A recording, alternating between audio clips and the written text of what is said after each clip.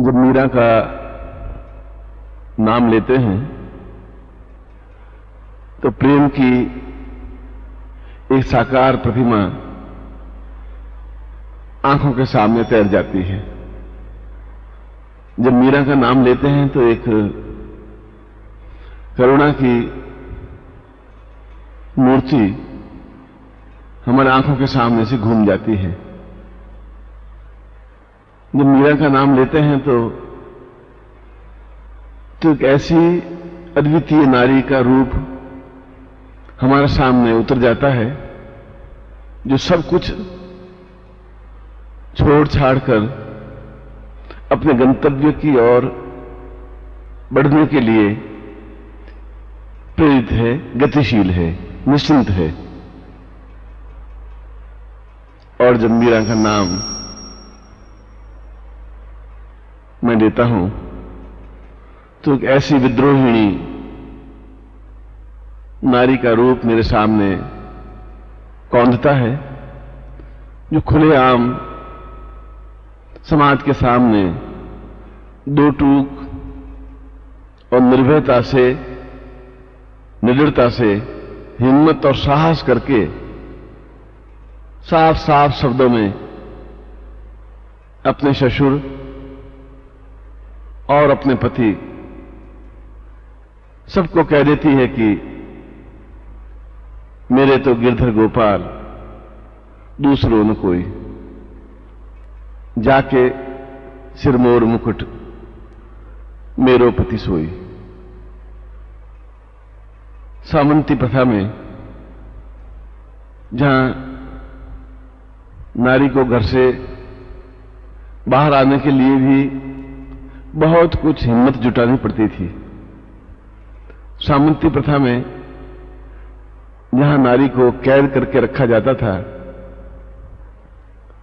सामंती प्रथा में जहां नारी को असूर्यम पश्या कहा गया है कि सूर्य भी उसके पैर के नाखून को भी नहीं देख सके,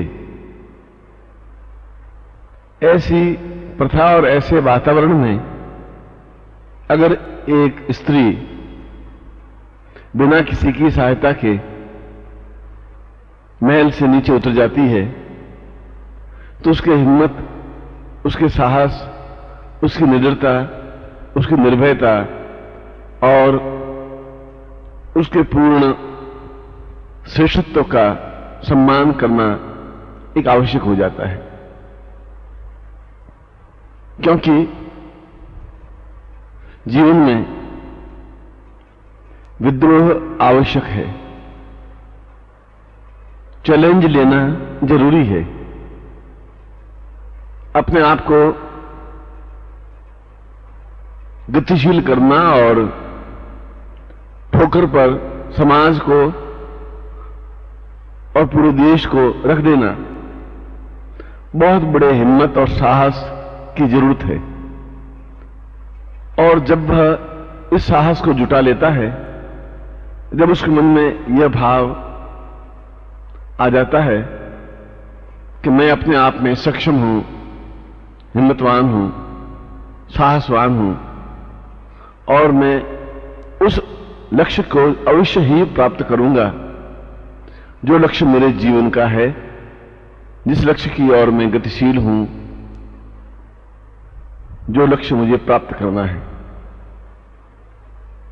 मीरा ने ऐसा ही किया। बचपन का समय था और उनके घर में कृष्ण का एक छोटा सा मंदिर था। कृष्ण की छोटी सी मूर्ति थी। मां नित्य कृष्ण की पूजा करती और यह 7 साल की बालिका भी मां के पास बैठकर एकटक उस कृष्ण की छवि को निहारती रहती कि यह क्या व्यक्तित्व है, यह क्या मूर्ति है कि जिसकी पूजा मां नित्य करती है। एक दिन मां जब पूजा कर रही थी तो मीरा पास में बैठी थी और बाहर गली से ढोल और धमाकों के साथ में बारात निकल रही थी। गाने बजाने की आवाज आ रही थी। बहुत ही भोलेपन से और सहज भाव से मीरा ने मां को पूछा कि यह ढोल धमाके, यह आवाज, ये नाच, ये गाना, ये सब क्या हो रहा है? मां ने उत्तर दिया कि किसी की बारात जा रही है।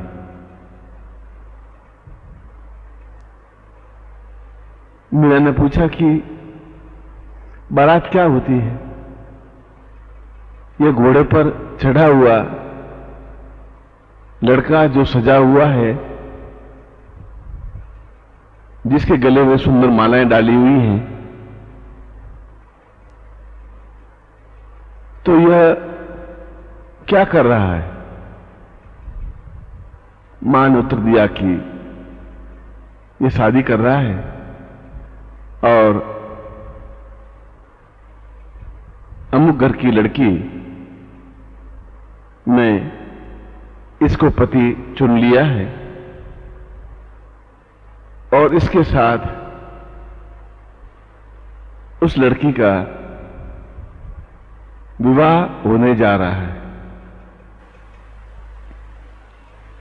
अत्यंत और तुरंत मीरा के मन में जिज्ञासा उठी और जिज्ञासा के साथ ही साथ प्रश्न उछला कि फिर मेरी शादी कब होगी? मेरा पति फिर कौन सा है, कौन है? मां ने अत्यंत सहज हास्य विनोद के भाव में कह दिया कि तेरे पति तो तेरे सामने बैठे हैं, जिसकी मैं पूजा कर रही हूं, यही तो तेरे पति हैं। और एक खटका सा लगा। मीरा के मन में यह बात अंतस्थल तक घर में बैठ गई, उतर गई और उसी क्षण उस मूर्ति को, उस कृष्ण को अपना पति मान बैठी और पूरे भारतवर्ष के इतिहास में केवल एक नारी का ही ऐसा रूप प्रतिबिंबित होता है जो विद्रोहिणी तो है, साहसवान भी है, क्षमतावान भी है, धैर्यवान भी है, मगर अपने आराध्य को पति के रूप में स्वीकार करती हुई उसकी पूजा करती है, उसकी आरती उतारती है, उसकी प्रतीक्षा करती है। और उसी दिन से उसने मां को कह दिया कि तूने ठीक कहा, मेरा विवाह हो गया है, आज से यही मेरे पति हैं।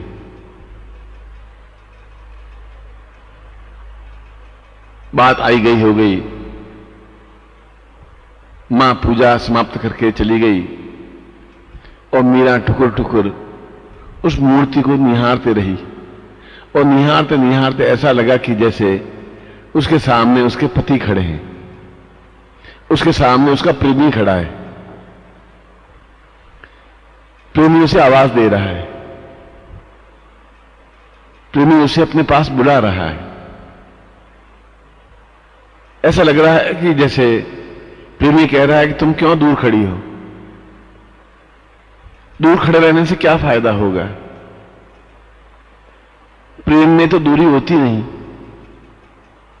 प्रेम तो शुद्ध गंगा जल की तरह है जो अत्यंत पवित्र है।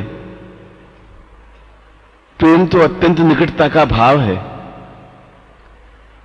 प्रेम तो प्राणों में प्राण समा जाने की क्रिया है। प्रेम तो एक रस होने का चिंतन है और प्रेम सब कुछ बलिदान करने की आकांक्षा रखता है। तो फिर तुम जब प्रेम कर रही हो तो फिर इतनी दूरी क्यों है? ये 2 फुट का फासला भी क्यों है? क्यों नहीं मुझ में समा जाती? क्यों नहीं मेरे रंग में रंग जाती? और जब तुम मेरे रंग में रंग जाओगी तो फिर तुम्हारे और मेरे बीच में कोई फासला रहेगा ही नहीं। फिर यह भाव भी नहीं रहेगा कि मैं कोई अन्य पुरुष हूं और तुम कोई स्त्री हो, बालिका हो, तरुणी हो, यौवनवती हो। क्योंकि जब तक तुम्हारा और मेरा एकाकार नहीं हो पाएगा तब तक प्रेम झूठा और कमजोर रहेगा। और प्रेम की पुष्टता ही जीवन की पुष्टता है। प्रेम की पूर्णता ही जीवन की पूर्णता है। प्रेम की भावना ही अपने आप में जीवन में हिलोरे लेने लगती है।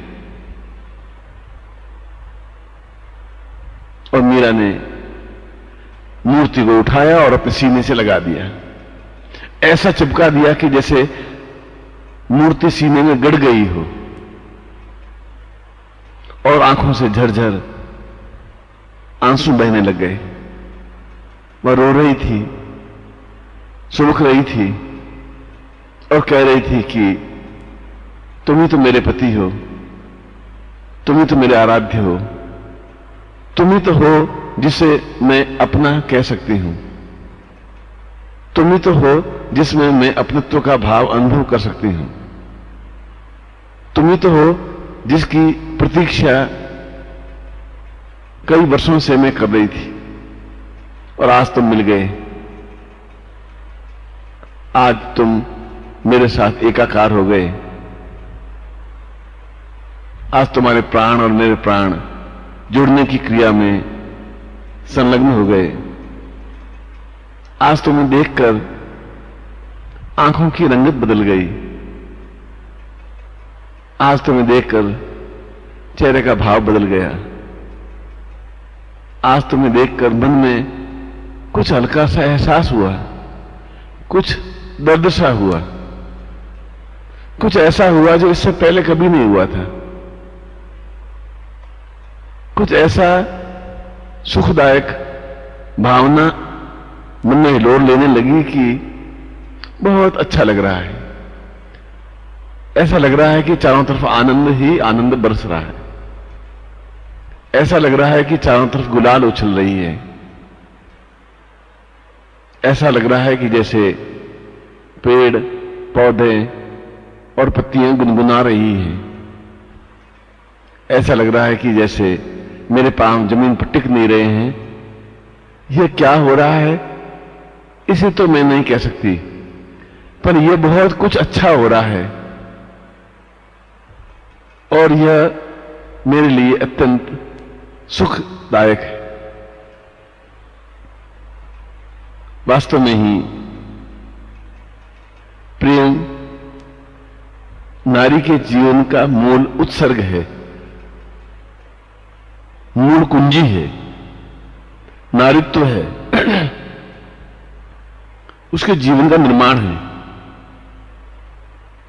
नारी तब तक पूर्ण हो ही नहीं सकती जब तक उसमें प्रेम नहीं हो सकता। विवाह तो सामाजिक बंधनों की वजह से, बाधाओं की वजह से और दबाव की वजह से करना पड़ता है, मगर विवाह के माध्यम से नारीत्व में नारीत्व और पूर्णता नहीं आ सकती। उसमें सुगंध व्याप्त नहीं हो सकती। उसमें खुशियां हिलोरें नहीं लेने लगती।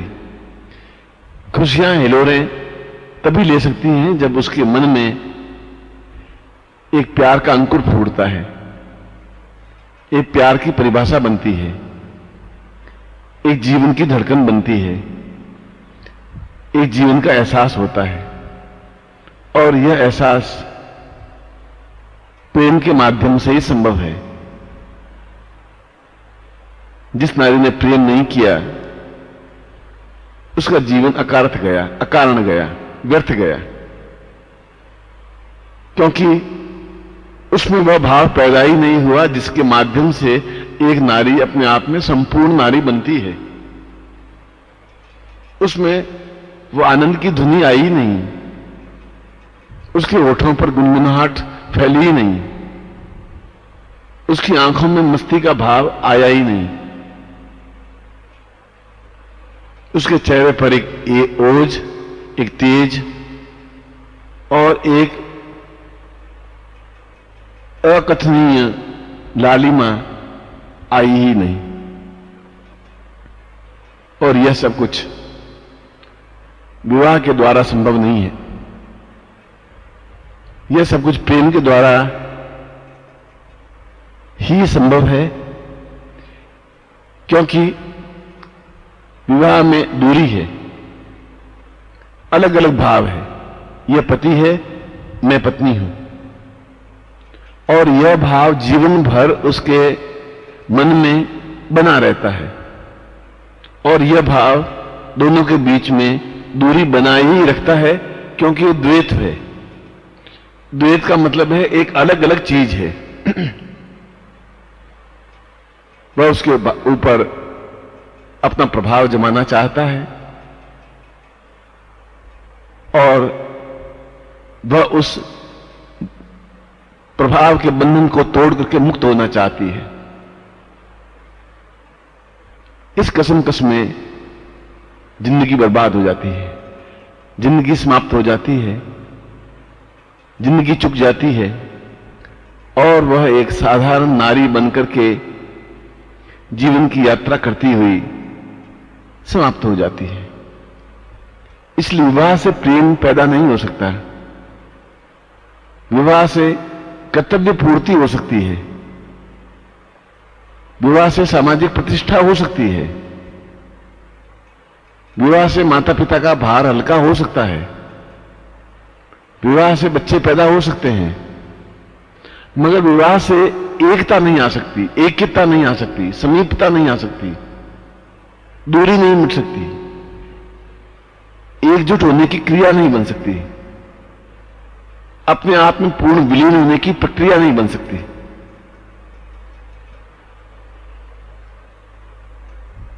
और यह प्रक्रिया 5 साल की अवस्था में भी हो सकती है, 10 साल की अवस्था में भी हो सकती है, 20 साल की अवस्था में भी हो सकती है और 40 साल की अवस्था में भी हो सकती है। विवाह से पहले भी हो सकती है, विवाह के बाद भी हो सकती है, क्योंकि प्रेम का अंकुर तो कब फूट जाएगा कुछ पता नहीं। जब भी धरती हल्की, अच्छी, उपजाऊ मिली तो उसमें प्रेम का बीज अपने आप में गिर जाता है और गिरता है तो अंकुरित होने लग जाता है। अंकुरित होते ही उसके चेहरे का भाव, उसके बोलने की क्रिया और उसके प्रति उसकी आंखों में एक लज्जा, एक मधुरता, एक मुस्कुराहट, एक छलछलाहट अपने आप आ जाती है। और अगर यह जीवन में नहीं आ पाई, यदि नारी के जीवन में प्रेम जैसी चीज नहीं बन पाई, तो नारी तो केवल एक वासना की पुतली बन के रह जाती है। पुरुष केवल उसका उपयोग करता है, उसकी चमड़ी का, उसके मांस का, उसके हाड़ मांस अस्थियों का, उसकी सुंदरता का, उसके यौवन का, उसकी तरुणाई का और उसका केवल ऊपरी शरीर का वह उपयोग करता है। वह पति उसके प्राणों को स्पंदन नहीं कर सकता, वह पति उसके प्राणों में चेतना पैदा नहीं कर सकता, वह पति उसके अंदर वह भाव पैदा नहीं कर सकता जिसे प्रेम कहते हैं, जिसे प्यार कहते हैं, जिसमें ऊष्मा कहते हैं, जिसमें एकाकार होने की क्रिया कहते हैं, जिसमें सब कुछ फना कर देने की भावना होती है। वह पति अपनी पत्नी में पैदा कर ही नहीं सकता, संभव नहीं है, क्योंकि इन दोनों के बीच में गैप है, एक अंतर है, एक हावी होने की क्रिया है, आक्रमणित और आक्रमित और आक्रमण करने की भावना है। पति चाहता है कि यह केवल मेरी ही बनी रहे और जब भी मैं चाहूं इसका उपयोग करूं। और पत्नी की कल्पना एक अलग होती है, स्त्री की कल्पना एक अलग होती है कि प्यार क्या है। जो लाखों कवियों ने प्यार के ऊपर इतना लिखा है, करोड़ों कविताएं लिखी गई हैं, चाहे किसी भी भाषा का कोई भी साहित्य हो, उसमें प्रेम की व्याख्या इतने विस्तार से की गई है। तो फिर ये प्रेम क्या है, ये कैसे प्राप्त करूं? और जब तक ये प्राप्त होगा नहीं, तब तक जीवन का कुछ अर्थ भी नहीं है, तब तक जीवन का कोई चिंतन भी नहीं है। मगर वह कुछ कर नहीं सकती, क्योंकि वह छटपटाती रहती है, विवश हो जाती है, अपने आप में बंधन युक्त एहसास करने लगती है। वह चाहते हुए भी हिम्मत करके बाहर नहीं निकल पाती, साहस नहीं जुटा पाती, और जब ऐसा नहीं कर पाती तो फिर प्रेम भी नहीं कर पाती। मेरे कहने का तात्पर्य यह नहीं है कि पति से प्रेम हो ही नहीं सकता। पति से प्रेम स्वार्थमय होता है, वासनामय होता है। जहां स्वार्थ और वासना है, वहां प्रेम अपने आप में गंदला है, मैला है। जहां प्रेम बिना स्वार्थ के, बिना किसी इच्छा के, बिना किसी लेन देन की होता है, वो सही अर्थों में स्वच्छ और पवित्र प्यार है, पवित्र प्रेम है। वह एक बहता हुआ झरना है, वह निरभ्र आकाश है जहां उन्मुक्त विचरण करने की क्रिया है। वह अगाध समुद्र है जहां पर निरंतर तैरते रहने की एक भावना है। वह एक मानसरोवर है जिसमें डूब करके पूर्ण पवित्र होने की एक क्रियमाणिता है। और जब ऐसा होता है, तब उसके हृदय में एक नई स्पंदन सी अनुभव होने लगती है, एक नई चेतना पैदा होने लगती है, एक नई भावना पैदा होने लगती है, एक नई आवाज अंदर से आती है। आवाज आती है कि तुम अधूरी हो,